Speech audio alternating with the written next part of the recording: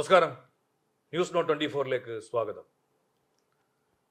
അർജുൻ, യുദ്ധമാണ് ഇപ്പോൾ പ്രധാന വിഷയം.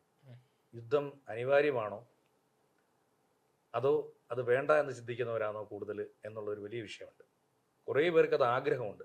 ഇറാനിൽ ഒരു ബോംബ് വീഴുമ്പോൾ സന്തോഷിക്കുന്നവരുണ്ട്. തിരിച്ച് ഗൾഫ് രാജ്യങ്ങളിലേക്ക് ഇറാൻ ബോംബ് വിടുമ്പോൾ അതിൽ അമർഷമുള്ളവരുണ്ട്. ഇറാൻ്റെ മേളിൽ എന്ത് പതിച്ചാലും അത് സന്തോഷമാകുന്നവരുമുണ്ട്. അത് ഏറ്റവും കൂടുതൽ ഞാൻ കണ്ടത് ഇവിടെ ഇന്ത്യയിലെ RSSകാരായിട്ടുള്ള BJPക്കാർക്കെല്ലാം വലിയ സന്തോഷം ഇറാൻ്റെ മേളിൽ. കാരണം അതൊരു മതരാഷ്ട്രമാണ്. ഇന്ത്യ മതരാഷ്ട്രമല്ലല്ലോ, മതേതരം വിട്ടുപോയ രാഷ്ട്രമാണല്ലോ. അതുകൊണ്ടായിരിക്കാം അതിനെ സ്വാഗതം ചെയ്യുന്നത്. ഇറാൻ്റെ മേളിൽ പതിക്കുന്നതിനെല്ലാം സന്തോഷത്തോടെ കാണുന്നത്. നേരെ മറിച്ച് അറബ് രാജ്യങ്ങൾ, എന്നാൽ അവിടെ മുസ്ലിങ്ങൾ തന്നെയാണ് താമസിക്കുന്നത്. ഇറാനോടുള്ള അമർഷം എന്താണെന്ന് അറിയത്തില്ല, ഇസ്രായേലിനോടുള്ള കൊതിയാണോ എന്നും അറിയത്തില്ല. അർജുൻ എന്ത് പറയുന്നു? ഇത് ഞാൻ മനസ്സിലാക്കിയ ഒരു കാര്യം എന്ന് വെച്ച് കഴിഞ്ഞാൽ നമ്മളെ നാട്ടില് ഉക്രൈൻ റഷ്യ യുദ്ധം നടന്നല്ലോ. നമ്മൾ ആരെങ്കിലും അത് വലിയൊരു ചർച്ചാ വിഷയമാക്കിയിരുന്നു? അത് ഇല്ല, ഇതുവരെ ഉക്രൈനിൽ അടിക്കുന്നുണ്ട്. അത് റഷ്യ ആയതുകൊണ്ട് ഒരുമാതിരിപ്പെട്ട നാറ്റോ രാജ്യങ്ങളൊക്കെ എതിർത്ത് നിൽക്കുന്നുണ്ട്, അനുകൂലിച്ച് നിൽക്കുന്നുണ്ട്. അതേസമയം പാലസ്തീനും ഇസ്രായേൽ ഇഷ്യൂ വന്നപ്പോഴും അതിന്റെ ഒരു പ്രധാന വിഷയം മുസ്ലിം ജൂതരാണ്. ആക്ച്വലി ഇത് ഞാൻ അതും ഈ കഴിഞ്ഞ ദിവസം അഫ്ഗാനിസ്ഥാൻ പാകിസ്ഥാൻ ഇഷ്യൂ വന്നപ്പോഴും അടിച്ചു. ആരും ഒരു വിഷയമില്ലായിരുന്നു. പാകിസ്ഥാൻ ഇഷ്ടം പോലെ അഫ്ഗാനിസ്ഥാനെ വാരിട്ട് അടിച്ചു. അപ്പോൾ അതാണ് ഞാൻ പറയുന്നത്, നമ്മുടെ ഉക്രൈൻ റഷ്യ യുദ്ധം വന്നപ്പോൾ ഒരു വിഷയമല്ല, നമുക്കൊരു വിഷയമല്ല. അപ്പൊ അഫ്ഗാനിസ്ഥാൻ പാകിസ്ഥാൻ ആക്രമിച്ചപ്പോഴും ഒരു വിഷയമല്ല. പക്ഷെ നമുക്ക് പാലസ്തീന്റെ ഇഷ്യൂ വരുമ്പോൾ നമുക്ക് വിഷയമാണ്. അതോടൊപ്പം തന്നെ ഇറാനിലെ ഇഷ്യൂ വരുമ്പോഴും നമുക്ക് വിഷയമാണ്. അതിന്റെ കാരണം എന്താണ്? ശരിക്കും ഇറാനോടുള്ള വിദ്വേഷമാണ് ആദ്യം അന്വേഷിക്കേണ്ടത്. കാര്യം ഈ 1960 കാലഘട്ടങ്ങളിലൊക്കെ 70 വരെയും ഇറാൻ ഒരു മതരാഷ്ട്രമൊന്നും അല്ലായിരുന്നു. ഒരു അത് വളരെ ഫ്രീഡം ഉള്ള രാജ്യക്കാരായിരുന്നു. അവർ വളരെയധികം സന്തോഷത്തോടെ യൂറോപ്യൻ മോഡലിൽ ജീവിച്ചു. അതിനെ ഇഷ്ടപ്പെടാതെ വന്നപ്പോഴാണ് അവിടെ മതാധിപത്യം ഉണ്ടായത്. അത് പിന്നെ ഏകാധിപത്യ ഭരണത്തെ. പക്ഷെ ആ സമയം വരെയും ഈ ഇസ്രായേല് ഇറാന്റെ ചങ്ങാതിയാണ്. മാത്രമല്ല, ലോകശക്തികളിൽ തന്നെ ഇസ്രായേലിന്റെ വളർച്ചയ്ക്ക് പ്രധാനപ്പെട്ട ഇന്ധനങ്ങൾ അടക്കം കൊടുത്തുകൊണ്ടിരുന്നത് ഇറാനായിരുന്നു. പക്ഷേ ഖമനയുടെ നേതൃത്വത്തിലുള്ള സർക്കാർ അവിടെ അധികാരത്തിൽ വന്നപ്പോൾ, മതരാഷ്ട്രം വന്നപ്പോഴേക്കും ഇസ്രായേലിനെ വേണ്ടാതെ വെക്കുകയും ഇസ്രായേലിനെ ഇല്ലാതാക്കുകയും ചെയ്തു. പക്ഷേ അതിനേക്കാൾ അവരുടെ സ്ലോഗൻ തന്നെ death to America, death to Israel എന്നാണല്ലോ. അതിങ്ങനെ പ്രചരിക്കുന്ന ഒരു സ്ലോഗൻ തന്നെയാണല്ലോ. പക്ഷെ ഇറാൻ എപ്പോഴെങ്കിലും ഇസ്രായേലിനെ പോയി ആക്രമിച്ചിട്ടുണ്ടോ? ഏതെങ്കിലും തരത്തിൽ ഏതെങ്കിലും അറബ് രാജ്യങ്ങളെ ആക്രമിച്ചിട്ടുണ്ടോ? അല്ല, ഇറാൻ ഡയറക്ട്ലി അല്ല ഇസ്രായേലിനെ ആക്രമിക്കുന്നത്. ഇറാൻ അവരുടെ പാലസ്തീനെ ഉപയോഗിച്ചിട്ടാണ്, പ്രോക്സീസിനെ ഉപയോഗിച്ചുകൊണ്ടാണല്ലോ. അത് ആരൊക്കെ? അത് ഹൂത്തികള്, അതുപോലെ തന്നെ ഹിസ്ബുള്ള, അല്ലല്ല അവര് ഹമാസ്, അങ്ങനെ പറയുന്നത്. ഞാൻ ചോദിച്ചിട്ട്, ഈ ഹമാസ് എങ്ങനെയാണ് ഈ ലോകത്തിലെ ഏറ്റവും വലിയ സുരക്ഷാ സംവിധാനങ്ങൾ കണ്ടുപിടിച്ചിട്ടുള്ളതും ഏറ്റവും ശക്തരായി നിൽക്കുന്ന ആ കൊച്ചു രാജ്യം, അതിബുദ്ധിശാലികളാണ്, ലോകം മുഴുവൻ കാൽക്കീഴിൽ കൊണ്ടുവരണമെന്ന് ആഗ്രഹിക്കുന്നവരാണ് ജൂതര്. ലോകത്തിലെ അവര് മറ്റൊരു രക്തം പോലും സ്വീകരിക്കാൻ തയ്യാറാവാത്തവരാണ്. അത് നമ്മൾ എത്രമാത്രം പ്രഗത്ഭരാണെങ്കിലും നമ്മളെയും കടത്തിവിട്ടാൻ ആളുകൾ ഉണ്ടാവുമല്ലോ. അത് ആ രീതിയിൽ അല്ല, അതാണോ ജൂതരെന്ന്? എല്ലാവരെയും കടത്തിവിട്ടാൻ പ്രാപ്തിയുള്ളവർ. ലോകത്തിലെ 10 കോടീശ്വരന്മാരെടുത്തത് ശതകോടീശ്വരന്മാരല്ല, അതിനൊക്കെ മേളിലെടുത്ത് കുടിച്ചത് ട്രില്യനേഴ്സ് എന്ന് പറഞ്ഞു കഴിഞ്ഞാൽ അത് ജൂതര് മാത്രമാണ്. അല്ല, അത് ഒരു കൊച്ചു രാഷ്ട്രത്തിന്റെ ഇന്നത്തെയും ഒരു നിലനിൽപ്പ് നമ്മൾ അഭിനന്ദിക്കേണ്ടത് തന്നെയാണ്. അതോടൊപ്പം അത് അഭിനന്ദിക്കുകയല്ല ഇപ്പൊ യഥാർത്ഥത്തിൽ നടത്തേണ്ടത്. അവരാണ് ഈ യുദ്ധങ്ങൾ മുഴുവൻ നടക്കുന്നത്. ഇപ്പൊ ഇറാഖിലെ യുദ്ധം പോലും അതും ഇസ്രായേലിന്റെ പ്ലാനാണ്. അവർക്ക് ഈ ലോകം മുഴുവൻ അവരെ ഹിറ്റ്ലർ ഓടിച്ചതാ. എനിക്ക് തോന്നുന്നു ലോകത്ത് ഹിറ്റ്ലറെ ഒരിക്കൽ വാഴ്ത്തപ്പെട്ടവരായിട്ട് വരുത്തുമെന്ന് തോന്നുന്നു. കാരണം ഈ ജൂതരെ ഇത്രയധികം അവരുടെ ഹിറ്റ്ലർ ഒരിക്കൽ പറയുകയും ചെയ്തു കേട്ടോ, ഞാൻ കുറച്ച് പേര് ഇവിടെ ബാക്കി വെച്ചിട്ട് പോകുന്നുണ്ട്, നിങ്ങൾക്ക് പഠിക്കാൻ. നമ്മൾ ഒരിക്കലും ഒരു കൂട്ടക്കൊലയിലോ ജനോസൈഡിനെ നമ്മൾ ഒരിക്കലും ഇപ്പൊ ചെയ്തുകൊണ്ടിരിക്കുന്നത് എന്താണ്? ഹിറ്റ്ലർ ചെയ്ത അതേ പണി തന്നെയല്ലേ നിത്യാനുഭവം അവിടെ ചെയ്തുകൊണ്ടിരിക്കുന്നത്? അല്ല, അത് ഒരുപക്ഷെ എന്തിനു വേണ്ടി ചെയ്യുന്നത്? ഞാൻ ചോദിച്ചതല്ലേ, ലോകം മുഴുവൻ അവരെ ആട്ടിപ്പായിച്ച് ഇട്ടേക്കുമ്പോഴും, ലോകം മുഴുവൻ അവരെ ആട്ടിപ്പായിച്ചിട്ടേക്കും ഇന്ത്യ അവർക്ക് സ്ഥലം കൊടുത്തു. ഈ പറഞ്ഞ പാലസ്തീൻ കൊടുത്തില്ലേ? ഈ മുസ്ലിങ്ങളാണ് അവരെ സംരക്ഷിച്ചത് മൊത്തം. അല്ല, അതൊരിക്കലും നമുക്ക് പറയാൻ കഴിയില്ല. കാരണം ഓട്ടോമൻ തുർക്കികളുടെ ഭരണത്തിന് കീഴിലും അവർ ഒരുപാട് അത് ഞാൻ ചോദിച്ചു, ഓട്ടോമൻ തുർക്കികളുമായി ബന്ധപ്പെട്ടിട്ടുള്ള ഭരണമൊക്കെ എത്രയോ കാലഘട്ടങ്ങൾക്ക് മുമ്പാണ്. ഈ പുതിയ യുഗത്തിൽ, അതായത് ഈ 19-20 നൂറ്റാണ്ടുകളിൽ നിങ്ങൾ ഓട്ടോമൻ തുർക്കിയുടെ കാലഘട്ടം വിടും. നമ്മൾ അധിനിവേശം എന്ന് പറയും, ഇസ്രായേൽ നടത്തിയിട്ടുള്ള അധിനിവേശം എന്ന് പറയും. അപ്പൊ നമ്മൾ ചോദിക്കും, ലോകത്ത് 57 ഇസ്ലാമിക രാഷ്ട്രങ്ങൾ എങ്ങനെ ഉണ്ടായത്? അതും അധിനിവേശത്തിൽ കൂടി തന്നെയല്ലേ ഉണ്ടായിട്ടുള്ളത്. അവരൊന്നും ഇതുപോലെ ആരെയും കൊല്ല ചെയ്യാൻ നടക്കുന്നില്ലല്ലോ. അല്ല, ഇസ്രായേലിന്റെ അമേരിക്കയുടെയും ആയുധ വിൽപ്പനയുടെ ഭാഗമായി ബന്ധപ്പെട്ടിട്ടാണ് ഈ ലോകത്ത് നടക്കുന്ന യുദ്ധങ്ങളെല്ലാം തന്നെ. അവരുണ്ടാക്കി വെച്ചേക്കുന്ന അമേരിക്കയ്ക്ക് വേറെ എന്തോ ഉള്ളത്? അല്ല, അങ്ങനെ നോക്കുകയാണെന്നുണ്ടെങ്കിൽ അത് മാത്രമല്ല, അമേരിക്കയെ വേറെ സംബന്ധിച്ചിടത്തോളം എന്ത് പോളിസിയാ ഉള്ളത്? അല്ല, അമേരിക്കയെ സംബന്ധിച്ചിടത്തോളം അവരുടെ ഒരു ആയുധ വിപണി എന്ന് പറയുന്നത് അത് വളർത്തുക, അത് അവരുടെ ഒരു അതിന് ഞാൻ ചോദിച്ചോട്ടെ, ഈ പറയുന്ന ഇസ്ലാമിക് അതോടൊപ്പം തന്നെ ഞാൻ ചോദിച്ചോട്ടെ, അതോടൊപ്പം തന്നെ ഇസ്ലാമിന്റെ കാര്യം പറയുക, ഇസ്ലാമിന്റെ കാര്യം പറയണേ, അറബ് രാജ്യങ്ങളിൽ, ഈ അറബ് രാജ്യങ്ങളിലെല്ലാം അമേരിക്ക ആക്ച്വലി അവരുടെ കോളനിയാണത്. കോളനിയാണ്, എല്ലാം ബേസ്മെന്റ് ആണല്ലോ. അതായത് അറബികളെ കൂറ്റിക്കൊണ്ട് അവിടെ നിന്ന് എണ്ണയും ആയാലും മറ്റു സംവിധാനങ്ങളെല്ലാം മിനറൽസും എല്ലാം അവർ കൊണ്ടുപോയിക്കൊണ്ടിരിക്കുക. അല്ലെ, അതിന് മാത്രമല്ല, എന്നിട്ട് മറ്റുള്ള അവർക്കെതിരായി ആരെങ്കിലും സംസാരിച്ചാൽ, ഇറാൻ ഒരു വലിയ പാരമ്പര്യമൊന്നുമില്ലേ, ഈ ഇന്ത്യക്ക് ഈ പേരിട്ടത് പോലും, അതായത് ഈ ഹിന്ദു എന്നുള്ള പേര് വിളിച്ചത് പേർഷ്യക്കാരാണ്. അന്ന് അവിടെ ക്രിസ്ത്യ അവിടെ ഇസ്ലാം മതമൊന്നും ഇല്ല. അപ്പൊ അതാ ഞാൻ ചോദിച്ചത്, അത് മാറിയിട്ട് കാലഘട്ടത്തിന്റെ ഭാഗമായി മാറി കഴിയുമ്പോൾ, അങ്ങനെയാണെങ്കിൽ ഞാൻ ചോദിച്ചോട്ടെ, അങ്ങനെയാണെന്നുണ്ടെങ്കിൽ ഇന്ത്യ ഭരിച്ചത് ഏതാണ്ട് 700 വർഷത്തോളം ഇന്ത്യ ഭരിച്ചത് മുഗളന്മാരാ. അവരെന്തുകൊണ്ട് ഇതൊരു മുസ്ലിം രാജ്യമാക്കിയില്ല? പാകിസ്ഥാനെയും അവരെന്തുകൊണ്ട് ഇത് മുസ്ലിം രാജ്യമാക്കിയില്ല? ഞാൻ പറയാണ് പാകിസ്ഥാന്റെയും അഫ്ഗാനിസ്ഥാന്റെയും ഇന്ത്യയുടെയും മുസ്ലിം പോപ്പുലേഷൻ നോക്കി കഴിഞ്ഞാൽ മതി. ലോകത്ത് ഏറ്റവും കൂടുതൽ മുസ്ലിം പോപ്പുലേഷൻ ഈ 3 റീജിയനിലല്ലേ? അല്ല, ഞാൻ ചോദിച്ചിട്ട് അങ്ങനെ അല്ല, ഞാൻ ഈ അഫ്ഗാൻ മുതൽ ഈ പേർഷ്യയുടെ ഭാഗമാണ് ഇറാൻ അപ്പുറത്ത്, അഫ്ഗാനെ, പാകിസ്ഥാനെ, അഫ്ഗാനിസ്ഥാനിലെ ബുദ്ധിസ്റ്റുകൾക്ക് എന്ത് സംഭവിച്ചു? ഇന്ന് ബംഗ്ലാദേശിലെ ന്യൂനപക്ഷങ്ങൾക്ക് എന്താ സംഭവിക്കുന്നത്? കാശ്മീരിലെ പണ്ഡിറ്റ് ആര് ചെയ്തെന്നാ പറഞ്ഞത്? മുഗളർ ചെയ്തതാണ്. അല്ല, മുഗളർ ചെയ്തതല്ല, ആ ഒരു ഇസ്ലാമിക അധിനിവേശം. മുഗളർ, ഞാൻ ചോദിച്ചോട്ടെ, ഈ പറയുന്ന രാമായണമാണെങ്കിലും മഹാഭാരതമാണെന്നുണ്ടെങ്കിലും വിവർത്തനം ചെയ്തതും ലോകം മുഴുവൻ അറിയിപ്പിച്ചു കൊടുത്തത് ആരാ? അല്ല, ഈ ഒരു അധിനിവേശം ഈ അക്ബറിന്റെ കാലഘട്ടത്തിലല്ലേ? മുഗളരല്ലേ? ഇസ്ലാമിന്റെ അധിനിവേശം. ഇസ്ലാം അത് ഞാൻ ചോദിക്കുന്നില്ല, ഇന്ത്യ എന്ന് പറയുന്നതിന് ആ പേരിട്ടതാരാ?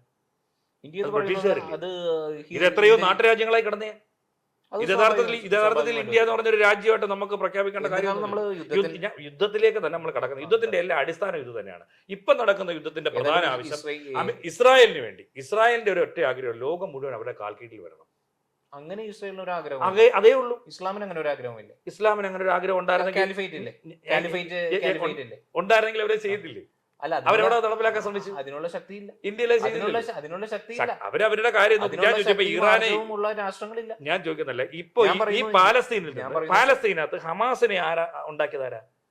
ഹമാസിനെ ഉണ്ടാക്കിയത് അവിടുത്തെ ജനങ്ങൾ തന്നെ തെരഞ്ഞെടുത്തതല്ലേ? ആ ഒരു ജനങ്ങൾ തന്നെ ഇതെല്ലാം ഇസ്രായേലിന്റെ ബുദ്ധിയാണ്, ഇസ്രായേലിന്റെ ചെറിയ ബുദ്ധി. അല്ല, അത് നമ്മള് ഒരു തിയറി വെച്ച് പറയുകയാണല്ലോ. ഇപ്പൊ മൊസാദിന്റെ ഈ ഐസിസ് സൃഷ്ടിച്ചത് ഇസ്രായേലാണ്, എല്ലാവരും തന്നെ ആയിരിക്കും. അപ്പൊ ഞാൻ ചോദിക്കുന്നത്, ബൊക്കോ ഹറാം ആരാ സൃഷ്ടിച്ചത്? താലിബാൻ ആരാ സൃഷ്ടിച്ചത്?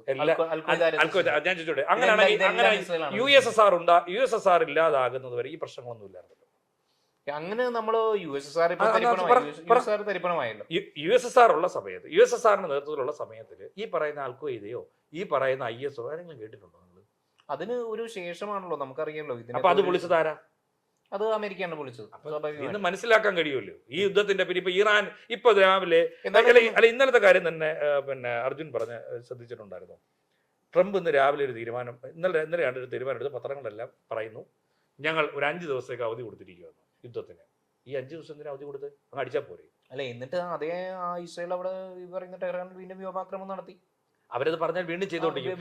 എന്തുകൊണ്ട് അവർ നിയന്ത്രിക്കാൻ പറ്റില്ല? അതിനുശേഷം ട്രംപ് പറയുന്നു, ഹോർമിസ് കടലിടുക്ക് തുറന്നില്ല എന്നുണ്ടെങ്കിൽ ഇറാന്റെ ഊർജ്ജ മേഖലകളെല്ലാം ഇറാൻ വെറുതെ ഇരിക്കും. ഇറാൻ ആ നിമിഷം കൊണ്ട് തുടങ്ങി അറബ് രാജ്യങ്ങളെ ചുട്ട് ചാമ്പലാക്കി. അല്ല, എല്ലാം തരിപ്പണമാക്കുമെന്നാണ് പറഞ്ഞത്. അതിനുശേഷം ഇതൊക്കെ നമ്മുടെ അടുക്കളകളിൽ എത്തിയെന്ന് ആലോചിക്കണം. ഈ യുദ്ധം നമ്മുടെയൊക്കെ വീടിന്റെ അടുക്കളയിൽ എത്തി എന്നുള്ളത് മനസ്സിലാക്കണം. അതിനുശേഷമാണ് ഇവിടുന്ന് നമ്മുടെ പ്രധാനമന്ത്രി അവിടെ പോയിട്ടെന്ന് പറഞ്ഞത് father of land Israel, mother of land India. അല്ല, അതല്ല ഇതിന് ഈ അപ്പൊ ഇതിന്റെ ഞാൻ ചോദിക്കുന്നില്ല, ഇതിന്റെയൊക്കെ ആവശ്യകത എന്തുവായിരുന്നു? അല്ല, ഇന്ത്യയെ ഈ ഇസ്രായേലിനെ പോലൊരു യുദ്ധക്കൊതിയന്മാരെയും മനുഷ്യപ്പറ്റില്ലാത്ത ഒരു രാജ്യത്തിന് വേണ്ടി എന്തിനാണ് ഇവിടെ വാദിക്കുന്നത്? ഇവിടെ ഇസ്രായേലിന് വേണ്ടി വാദിക്കുന്നത് ആരാ? ഇവിടെ അനുകൂലമായിട്ടുള്ള നയമാണല്ലോ. ഇവിടെ ക്രിസ്ത്യാനിറ്റി മോശമാണോ? ലോകത്തുള്ള ക്രിസ്ത്യാനികളെ മുഴുവൻ കൊന്നെടുക്കാൻ തയ്യാറായവരാ. ഇപ്പോഴും ഇപ്പൊ ഈ അടുത്തിടയ്ക്ക് അവിടെ ജെറുസലേം പള്ളി അവർ ലോക്ക് ചെയ്തിരിക്കുകയാണ് ഈ ജൂതന്മാര്. എന്നിട്ട് ഇവിടുത്തെ ക്രിസ്ത്യാനി ഒട്ടാകെ ഈ എന്തിനാണ് ഇസ്രായേലിനോട് ഇത്ര പ്രേമം കാണിക്കുന്നത്? അത് നമുക്കറിയാം, സൈനിസത്തോട് ഇഷ്ടമുള്ള ക്രൈസ്തവ സമൂഹത്തിൽ ഒരു വലിയൊരു സമൂഹം തന്നെ നമ്മുടെ കേരളത്തിൽ ഉൾപ്പെടെ ഉണ്ട്. ഹിറ്റ്ലർ നടത്തിയ കൂട്ടക്കൊലയോ? ഹിറ്റ്ലർ നടത്തിയിട്ടുള്ള കൂട്ടക്കൊല അവർ പറയുന്നത് മതത്തിന്റെ പേരിൽ നടത്തിയിട്ടുള്ള കൂട്ടക്കൊലയല്ല, ഹിറ്റ്ലർ എന്നുള്ള വ്യക്തിയുടെ ഭാഗത്തു നിന്നുണ്ടായിട്ടുള്ള കൂട്ടക്കൊലയാണ്. അപ്പൊ അവർ പറയുന്നത്, ഞങ്ങൾ എന്തിനു വേണ്ടിയിട്ടാണ് ഇസ്ലാമിനെ പിന്തുണയ്ക്കുന്നത്, ഇസ്ലാമിക രാഷ്ട്രങ്ങളെ പിന്തുണയ്ക്കുന്നത്? ലോകത്തെ ഏറ്റവും കൂടുതൽ ക്രൈസ്തവ വംശഹത്യ നടത്തിയിട്ടുള്ളതും ഇസ്ലാമിന്റെ ഭാഗത്തു നിന്നല്ലേ? അർമേനിയൻ ജനോസൈഡ് ഉൾപ്പെടെ നടത്തിയിട്ടുള്ളതെന്നാണ് അവർ ചോദിക്കുന്നത്. അതും യാഥാർത്ഥ്യമാണല്ലോ. എന്നിരുന്നാലും അമേരിക്കയുടെയും ഇസ്രായേലിന്റെയും ഒരു അക്രമത്തെ ഇത്രയും നാൾ ഇറാൻ ചെറുത്തു നിന്നു. അതിന് നമ്മൾ അംഗീകരിച്ച് തന്നെ പറ്റുള്ളൂ, അല്ലേ? തീർച്ചയായിട്ടും. ഇറാനെ പോലെ ഒരു കൊച്ചു രാജ്യം ഇത്ര നാളെ ചെറുത്ത് കൊച്ചു രാജ്യം ഇറാൻ ഒരു വലിയ രാജ്യം അല്ല, ഞാൻ കമ്പയറിംഗ് ടു അമേരിക്ക. അമേരിക്ക ഇത്ര അല്ല, അമേരിക്ക ഇതിന്റെ എല്ലാം ഞാൻ ലോകത്ത് ഇപ്പൊ അവര് പിന്നെ വെനുസില അവര് പിടിച്ചെടുത്തു. അല്ല, അതൊക്കെ അതെ ഞാൻ പറയുന്നു. ഈ ആവശ്യകത ട്രംപിന്റെ ഓരോ പ്രസ്താവനകളാണ് നമ്മൾ ശ്രദ്ധിക്കേണ്ടത്. 5 ദിവസത്തേക്ക് ആക്രമിക്കില്ല എന്ന് പറയുന്നു. ഈ പറയുന്നു ഹോർമിസ് കടലിലേക്ക് തുറന്നില്ല എന്നുണ്ടെങ്കിൽ വീണ്ടും ആക്രമിക്കപ്പെടും. അല്ല, ഊർജ്ജ മേഖല മൊത്തം തരിപ്പണമാക്കും എന്ന് പറയുന്നു. ഇതിനെല്ലാത്തിനു ശേഷം ട്രംപ് തന്നെ പറയുന്നു ഇറാൻ ഭരണകൂടം യുദ്ധം നിർത്താൻ വേണ്ടി അപേക്ഷിച്ചു എന്ന് പറയുന്നു. ഇതിനെല്ലാം ഞാൻ ചോദിച്ചോട്ടെ, ഒരു കൊച്ചു രാജ്യം നമ്മുടെ ഇന്ത്യ മഹാരാജ്യത്തിന്റെ ഏറ്റവും താഴെ കിടക്കുന്ന ആ ശ്രീലങ്ക എന്ന് പറഞ്ഞ രാജ്യം, അത് ആലോചിക്കണം. ഒരു രാജ്യത്തിന്റെ ആർജവം കൂടെ നമ്മൾ മനസ്സിലാക്കണം. ശ്രീലങ്ക പറഞ്ഞു അമേരിക്കയുടെ ഫ്ലൈറ്റ് ഇവിടെ ഇറങ്ങാൻ സമ്മതിക്കത്തില്ലെന്ന് പറഞ്ഞു. അവരുടെ യുദ്ധവിമാനം ഇവിടെ ഇറങ്ങാൻ സമ്മതിക്കത്തില്ലെന്ന് ശ്രീലങ്ക പോലും ഒരു രാജ്യം പറയാൻ പിന്നെ ആർജവം കാണിക്കുമ്പോൾ ഇന്ത്യൻ പ്രധാനമന്ത്രി എന്താ ചെയ്തേ? നമ്മൾ ശക്തമായിട്ടുള്ള ഒരു മറുപടി പോലും അമേരിക്കക്ക് നൽകിയിട്ടില്ല. ഇപ്പൊ ഞാൻ ചോദിച്ചോട്ടെ, ഇവിടെ എത്ര കോടി ജനസംഖ്യ ഉണ്ട്? 140 കോടി. ഇവിടുത്തെ അപ്പൊ ഈ 140 കോടി ജനം ഇവിടെ ഗ്യാസ് ഉപയോഗിക്കുന്ന എത്ര കോടി ജനങ്ങളാ? 140 കോടിയിൽ അധികം ജനങ്ങൾക്ക് ഗ്യാസ് ഉപയോഗിക്കുന്നുണ്ട്. 140 കോടിയിൽ എനിക്ക് തോന്നുന്ന ഒരു 10, 15, 20 കോടി ചിലപ്പം ദരിദ്രമായിട്ടുള്ള ഉപയോഗിക്കുന്നില്ല. പക്ഷെ ഇന്ന് 45 ദിവസം കഴിഞ്ഞ് മുക്കിങ്ങനെ നടക്കത്തുള്ളൂ. ഒരു വർഷം 12 സിലിണ്ടർ ആയിരുന്നു, അതിപ്പോ കുറച്ചു 7 മാറ്റി. യുദ്ധമാണ്. അപ്പൊ അതിന് കാരണം പറയുന്നത് യുദ്ധമാണ്. യുദ്ധം ഉണ്ടാക്കാൻ വേണ്ടി സപ്പോർട്ട് ചെയ്ത് കൊടുക്കും അവിടെ ഒരു രാജ്യം. ഇസ്രായേലും ഇന്ത്യയും തമ്മിൽ വലിയ നല്ലൊരു രീതിയിലുള്ള ഡിഫൻസ് റിലേഷൻ ആണല്ലോ നിലനിൽക്കുന്നത്. ഇപ്പൊ ഈ പറയുന്ന ഇസ്രായേലും നമ്മുടെ ഒരുപാട് ജെറൂസലേം കേന്ദ്രീകരിച്ചുള്ള പോർട്ടുകളെല്ലാം തന്നെ അദാനി ഏറ്റെടുത്തിട്ടുണ്ടല്ലോ. ഹൈഫ പോർട്ടുമായി ബന്ധപ്പെട്ട് അദാനി ഏറ്റെടുത്തിട്ടുണ്ട്. നേരെ തിരിച്ചും ഒരുപാട് ഡിഫൻസ് എക്സ്പോർട്സ് ഇസ്രായേലിൽ നിന്നുകൊണ്ട് ഇന്ത്യ നടത്തുന്നുണ്ട്. ഇറാനുമായിട്ട് ബന്ധപ്പെട്ടുകൊണ്ട് പിന്നെ ഈ പാചകവാതക പ്രശ്നം കൊണ്ടൊന്ന് പരിഹരിക്കാൻ ഇസ്രായേലിനോട് പറ. അത് ഒരു സ്വാഭാവികമായിട്ടും ഇസ്രായേലിനെ പരിഹരിക്കാൻ കഴിയാത്ത ഈ ഹോർമിസ് കടലിടുക്കിൽ ഇന്ത്യയുടെ കപ്പലുകൾക്ക് യാതൊരു തടസ്സവും ഇല്ലാതെ അനുമതി കൊടുത്തല്ലോ. രാവിലെ തൊട്ട് അങ്ങോട്ട് വിളിച്ച് ചോദിക്കണം 100 പ്രാവശ്യം. ഇവിടുന്ന് ഇറാന്റെ വക്താവ് അങ്ങോട്ട് പറയണം.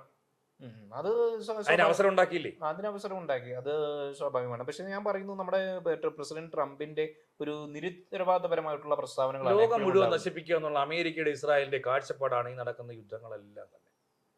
അല്ലാതെ എന്താണ് നടക്കുന്നത്? അല്ലെങ്കിൽ ഒരു പ്രശ്നമില്ല, ഇവിടെ ഒരു സമാധാനമായി പൊയ്ക്കൊണ്ടിരിക്കും.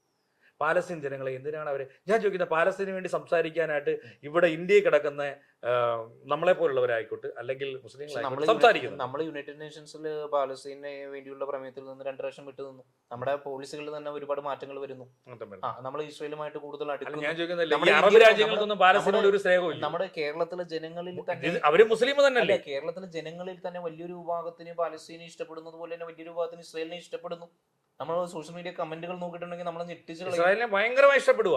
കാരണം ഇറാന്റെ മേളിൽ ഒരു ബോംബ് വീഴുമ്പോഴത്തേക്കും ഇവിടെ ഉള്ള അതിന് കാരണം എന്ന് പറയുന്നത് ഇറാനിലുണ്ടായിരുന്ന ഒരു ഭരണകൂടമാണ്. ആ ഭരണകൂടം നടത്തിയിട്ടുള്ള വേട്ടയാടലിനെ പറ്റിയിട്ടോ ആ ഭരണകൂടം നടത്തിയിട്ടുള്ള അധാർമികമായിട്ടുള്ള പ്രവൃത്തിയെ കുറിച്ചോ നമ്മൾ ഒരുപക്ഷെ അമേരിക്കയുടെ യുദ്ധക്കൊതി മൂലം ആണ് ആ ഒരു രാഷ്ട്രത്തെ തരിപ്പണമാക്കുന്നത് എങ്കിൽ പോലും അവിടുത്തെ ആ മതഭീകര ഭരണകൂടത്തിന് ഒരു അറുതി വരുത്താൻ ഇതിന് കാരണമാകുമെന്ന് പലരും കരുതുന്നു.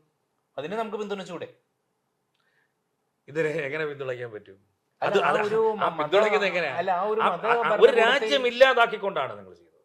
അത് സ്വാഭാവികമായിട്ടും നമ്മൾ ഒരു രാജ്യത്തിന്റെ ഭരണകൂടത്തെ അട്ടിമറിക്കുമ്പോൾ ആ രാജ്യത്തിന്റെ എത്രാമത്തെ തവണയാണ് അമേരിക്ക ഇറാനിൽ ഇത്തരത്തിലുള്ള വിഷയങ്ങൾ നടത്തുന്നത്? അല്ല, ഇത്തരം വിഷയങ്ങൾ ഇപ്പൊ അമേരിക്ക വെനിസുലയിൽ നടത്തി. നേരത്തെ ഞാൻ ചോദിച്ചോട്ടെ, ഈ 60കളില് അവിടെ നിങ്ങൾ പറഞ്ഞു യൂറോപ്യൻ മോഡലിൽ തന്നെയായിരുന്നു ഇറാനുകളിലെ 60കളിലെ ഭരണം. അതാരാ അട്ടിമറിച്ചത്?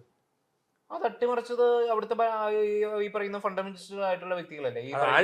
കൊമേനിയുടെ നേതൃത്വത്തിൽ. അത് അല്ലാതെ ആര് ചെയ്തു? അവിടുത്തെ അവരല്ലേ ചെയ്ത്. അവരെ കൊണ്ട് ചെയ്യിക്കാൻ അവർക്ക് ധൈര്യം കൊടുത്തത് അതും US തന്നെയാണ്. അത് US ആണ് ഒരിക്കലും ശരിക്കും അത് പഠിച്ചു നോക്കുന്നില്ല. കാരണം പഹൽവിയുടെ ഭരണകൂടം യുഎസിന്റെ പാവ. കാരണം ഞാൻ ചോദിക്കുന്നത് അതല്ല. അല്ല, പഹൽവിയുടെ ഭരണകൂടം യുഎസിന്റെ പാവയല്ലായിരുന്നു. അപ്പൊ അങ്ങനെ പാവയായിട്ടുള്ള ഒരു ഭരണകൂടത്തെ അട്ടിമറിക്കാൻ വേണ്ടി US തന്നെ കൊടുക്കുന്നു നമുക്ക് പറയാൻ കഴിയും. US വേണ്ടുന്ന സൗകര്യങ്ങൾ ചെയ്തു കൊടുക്കുന്നു, ഇസ്രായേലിനെ കൂടുതൽ പിന്നെ അടുപ്പിക്കുന്നു. ഈ 2 വിഷയങ്ങളായിരുന്നു. അപ്പൊ അതിനിടയ്ക്ക് എണ്ണ കൊണ്ടുപോകേണ്ട ഒരു ആവശ്യകത ആർക്കാ വന്നത്? അമേരിക്കയ്ക്ക്. അപ്പൊ അമേരിക്ക തന്നെ അല്ലേ ചെയ്തത്?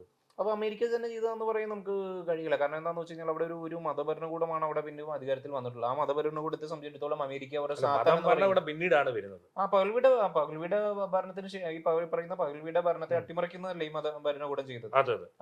കൊണ്ടുവന്ന് ചെയ്യിക്കുകയായിരുന്നു. അത് ആദ്യം നാട് കടത്തിയായിരുന്നു പുള്ളി. ഈ ഖമനായി അടക്കം നാട് കടത്തിയതാണ്, നാട് കടത്തിയായിരുന്നു, പിന്നീട് തിരിച്ചു കൊണ്ടുവരുമായിരുന്നു. പിന്നീട് തിരിച്ചു കൊണ്ടുവരികയായിരുന്നു. അത് ആരുടെ തന്ത്രമായിരിക്കും? അത് അമേരിക്കയുടെ തന്ത്രമായിരിക്കാം ഈ പറഞ്ഞ പോലെ. ഇത് അമേരിക്ക എന്ത് നിലപാട് എടുത്തിട്ടുണ്ടെന്നുണ്ടെങ്കിലും അവരുടെ ഒരു രാഷ്ട്രത്തിന് മുന്നിൽ ചോദിക്കാൻ ലോകം മുഴുവൻ അവരെ നടപ്പിലാക്കിക്കൊണ്ട് ഇപ്പൊ ഇറാഖിന്റെ മേഖല നടത്തി യുദ്ധമായിക്കോട്ടെ, അഫ്ഗാനിസ്ഥാൻ അഫ്ഗാനിസ്ഥാനിലടക്കോട്ടെ, ഇതെല്ലാം. പക്ഷെ ഇതെല്ലാം USSRന്റെ തകർച്ചയ്ക്ക് ശേഷമാണെന്ന് കൂടെ നമ്മൾ മനസ്സിലാക്കണം. ഇപ്പം യുദ്ധം മറ്റൊരു സൈഡിൽ നടക്കുന്നുണ്ട്. ഏതാ? ഉക്രൈനിലെ ഈ പറയുന്ന സെലൻസ്കി ആര്? ജൂതനാണ്. അത് ഇതൊക്കെ നമ്മൾ പറയുമ്പോഴും നമ്മൾ മറ്റൊരു കാര്യം കൂടി പറയേണ്ടതുണ്ട്. നമ്മൾ ഇസ്ലാമിക രാഷ്ട്രങ്ങളിലോ കമ്മ്യൂണിസ്റ്റ് രാഷ്ട്രങ്ങളിലോ ഇതേപോലെ ഞാൻ ചോദിക്കുന്നത് ഇതുപോലെ വില്ലന്മാരെ ജനാധിപത്യമില്ല. അല്ല, ഞാൻ ചോദിച്ചോട്ടെ, എല്ലാ മേഖല ഇപ്പൊ സാമ്പത്തികമായി ലാറി ഫിങ്ക് എന്ന് പറഞ്ഞ കക്ഷിയെ കുറിച്ച് അറിയാമല്ലോ. ലോകം നിയന്ത്രിക്കുന്നത് തന്നെ ഒരു ജൂതന്റെ ജൂതന്മാര് ഇപ്പൊ തന്നെയാണ്. നമ്മൾ ഉപയോഗിക്കുന്ന ഇൻസ്റ്റാഗ്രാം ആവട്ടെ, ഫേസ്ബുക്ക് ഇപ്പൊ ആവട്ടെ, മൈക്രോസോഫ്റ്റ് ആവട്ടെ, ആൻഡ്രോയിഡ് ആവട്ടെ, iOS ആവട്ടെ, ഇതിന്റെ എല്ലാം അമേരിക്കയുടെ ഇതെല്ലാം ജൂതരാ. അമേരിക്കയുടെ ഡീപ് സ്റ്റേറ്റ് കൺട്രോൾ ചെയ്യുന്നത് തന്നെ ജൂത സമൂഹത്തിൽപ്പെട്ടവരല്ലേ? അതെ. അപ്പൊ ലോകത്ത് ഈ യുദ്ധങ്ങളെല്ലാം ഉണ്ടാക്കാനായിട്ട് മുൻകൈ എടുക്കുന്നതും ഈ യുദ്ധം നടപ്പിലാക്കുകയും ആ ഒരു വലിയ തോതിലുള്ള ഒരു ആയുധ വിപണി ലോകത്ത് നിലനിൽക്കുന്നുണ്ട്. അപ്പൊ ഒരു ആയുധ ലോബിയാണ് ഇതിന്റെ എല്ലാം പിന്നിൽ പ്രവർത്തിച്ചുകൊണ്ടിരിക്കുന്നത് എന്നുള്ളത് നമുക്ക് നിസ്സംശയം പറയാൻ കഴിയും. തീർച്ചയായിട്ടും. അപ്പൊ യുദ്ധങ്ങൾ നടന്നുകൊണ്ടിരിക്കുമ്പോൾ നമ്മുടെയൊക്കെ അടുക്കളകൾ ഇനി പുകയാതെ വരികയും പഴയതുപോലെ നമ്മുടെ രാജീവ് ചന്ദ്രശേഖർ ജി പറഞ്ഞതുപോലെ വിറകടുപ്പിലേക്ക് നമ്മൾ മാറേണ്ടിയും വരും എന്നുള്ളതാണ് യുദ്ധം കൊണ്ട് നമുക്ക് ഇനി ചെയ്യാൻ കഴിയുന്നത്. പിന്നെ അത് മാത്രമല്ല, ഈ യുദ്ധത്തിലൂടെ ഇവിടെ നിന്ന് പോയിട്ടുള്ളത്, അതായത് ഈ കേരളത്തിലെ തന്നെ നല്ലൊരു ശതമാനം പ്രവാസികളുടെ ഒരു വലിയ വരുമാനമാണ് നമ്മുടെ ഗൾഫ് മേഖല. ആ ഗൾഫ് മേഖല സമ്പൂർണ്ണമായി ഇല്ലാതായാലും രാജീവ് ചന്ദ്രശേഖർ കുലുക്കത്തില്ല. കാരണം ഇസ്രായേൽ എല്ലാം ഇവിടെ നമുക്ക് ചെയ്തു തരുമെന്നുള്ള ഒരു കാഴ്ചപ്പാടിലാണ് അദ്ദേഹം ഇവിടെ ജീവിക്കുന്നത്. അത് നമുക്ക് അടുത്തൊരു ചർച്ചയിൽ പറയാം.